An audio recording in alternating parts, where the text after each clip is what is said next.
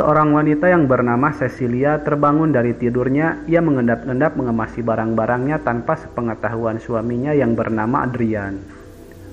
Setelah mematikan sistem keamanan, Cecil bergegas pergi, akan tetapi saat ia hendak melepaskan kalung anjingnya yang dipasangi pengaman, si anjing menyenggol mobil dan alarm mobil pun berbunyi.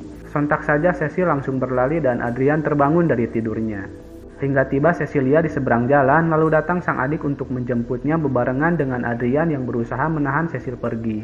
Tanpa disadari, Cecilia menjatuhkan sebotol obat dan ditemukan oleh Adrian. 2 minggu berlalu, Cecilia nampak trauma akan sosok Adrian hingga ia enggan keluar rumah.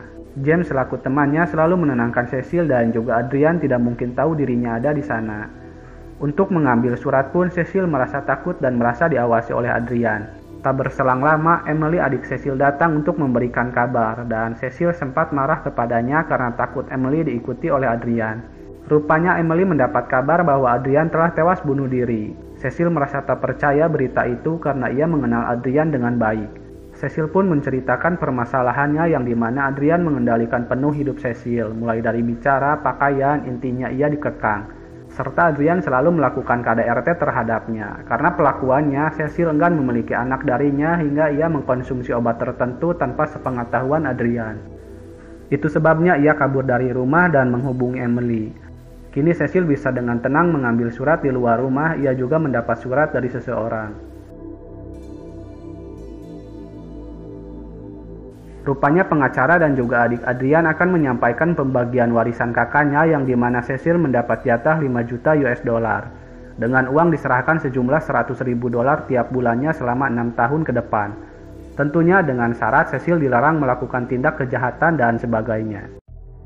Untuk balas budi, Cecil memberikan hadiah sebuah tangga baru untuk James dan tabungan baru untuk Sydney putri James dan jatah tabungan 10.000 dolar tiap bulannya sampai akhir tahun.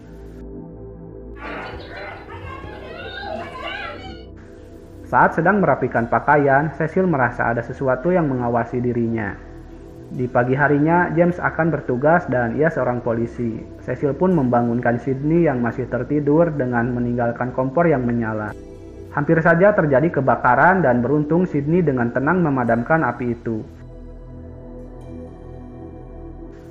Saat sedang bersantai, Cecil kembali merasa sedang diawasi. Ia pun mencoba mengecek setiap ruangan untuk memastikan semuanya aman-aman saja. Tiba-tiba sebuah pintu terbuka tetapi di sana tidak ada siapa-siapa, hanya ada hal aneh yang tak ia sadari. Saat tidur pun Cecil diganggu oleh sesuatu yang tak terlihat tetapi ia ada. Tak hanya itu, Cecil dibuat kaget olehnya sehingga membangunkan James dan Sydney. James kembali menenangkan Cecil agar ia melupakan Adrian dan jangan biarkan ia menghantui pikirannya. Keesokan harinya, Cecilia melakukan wawancara kerja. Ketika hendak menunjukkan hasil karyanya, ia terkejut karena dokumen miliknya mendadak tidak ada. Tak berselang lama, ia pun jatuh pingsan. Dan di rumah sakit, dokter akan mengabari hasil tes darah Cecil jika sudah keluar. Cecil pun mendapatkan kabar dari dokter tentang hasil tesnya. Serta ia dibuat terkejut dengan botol obat miliknya yang tiba-tiba ada di kamar mandinya. Cecil pun mendatangi Tom untuk memberitahukan Adrian agar menghentikan teror terhadap dirinya. Cecil tahu Adrian takkan membiarkan dirinya lepas dari hidupnya. Ia pun menunjukkan wadah obatnya waktu itu yang hilang yang kini kembali pulang. Jadi disimpulkan bahwa Adrian masih hidup. Ada alasan untuk itu. Cecil tahu Adrian bisa melakukan apa saja. Bahkan ia bisa tak terlihat karena Adrian pemimpin dunia di bidang optik dan ia bisa menciptakan alat untuk itu. Tom menyangkal dugaan Cecil meski ia membenci kakaknya itu karena ia juga diperlakukan sama seperti Cecil. Ia mempertegas bahwa kakaknya sudah meninggal. Setelah itu Cecil pergi menemui adiknya dan sang adik nampak marah dan benci kepada Cecil. Emily mendapat surel dari Cecil tadi pagi bahwa Cecil sudah tidak membutuhkan adiknya itu serta Cecil membenci dirinya. Cecil pun merasa keheranan. Ia merasa tidak mengirimkan surel apa-apa kepada Emily. Cecil pun bergegas pulang dan mengecek laptopnya. Tak disangka rupanya benar saja ada seseorang yang mengirim surel kepada Emily lewat akun miliknya. Sydney datang untuk mencairkan suasana hati Cecil. Tak diduga ada sesuatu yang memukul Sydney dan itu menjadi kesalahpahaman yang membuat James marah kepada Cecil. Lalu Cecil menantang Adrian untuk menunjukkan dirinya. Ia pun mempunyai ide untuk menelepon ponselnya dan ponselnya berdering tepat di atas atap kamarnya. Setelah dicek, ia menemukan ponsel dan sebuah pisau serta buku miliknya. Dengan insting yang kuat, Cecil sempat menumpahkan cat ke kepala Adrian yang bisa menghilang. Cecil pun mengikuti jejak cat yang tercecer, lalu Cecil diserang oleh sosok tak terlihat dan ia berusaha untuk melawannya.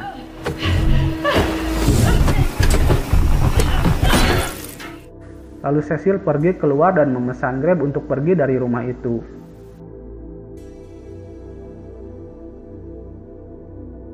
Rupanya ia pergi ke rumah Adrian untuk mencari petunjuk dan ternyata anjingnya masih ada di sana.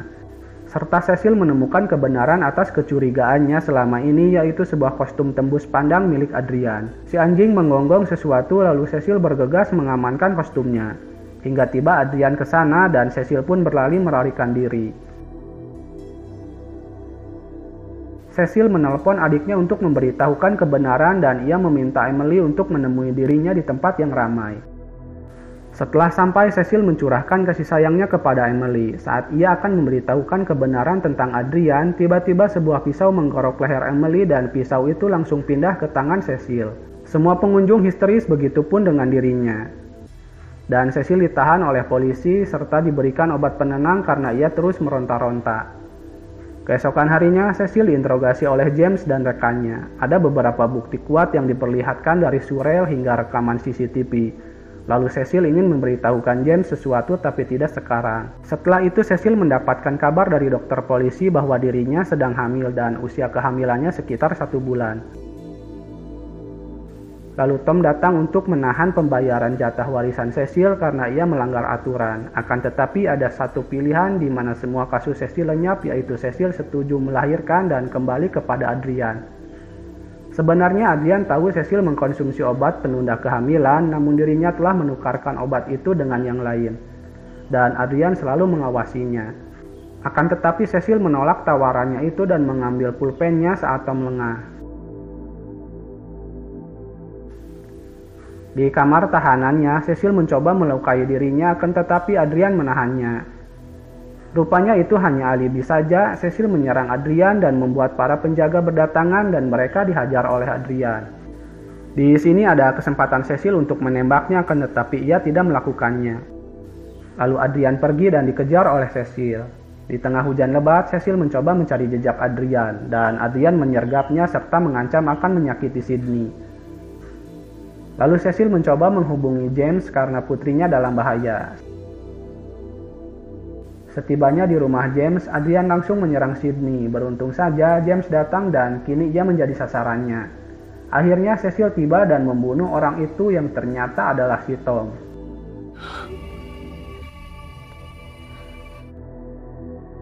Di sisi lain, FBI langsung menggeledah rumah Adrian dan rupanya Adrian sedang disekap di suatu ruangan. Cecil yang mendapatkan infonya, ia tetap tak percaya dan ia yakin bahwa dalang sebenarnya adalah Adrian. Lalu Cecil menghubungi Adrian dan datang ke rumahnya. Ia akan kembali ke pangkuannya jika Adrian mengakui semuanya bahwa yang terjadi adalah ulahnya. Rupanya percakapan mereka sedang disadap oleh James. Meski sudah didesak, Adrian tidak mau mengakuinya, lalu Cecil pergi ke toilet untuk merapihkan diri. Tak berselang lama, Adrian menggorok lehernya sendiri. Cecil pun kembali dan berteriak histeris serta ia menghubungi panggilan darurat. James yang mendengarnya langsung meluncur ke TKP. Semua kejadian itu sudah terekam CCTV dan sebenarnya Cecil yang telah membunuhnya. James pun tak bisa berbuat banyak karena semua telah terjadi dan cerita pun selesai. Sampai jumpa di video selanjutnya. Wassalam.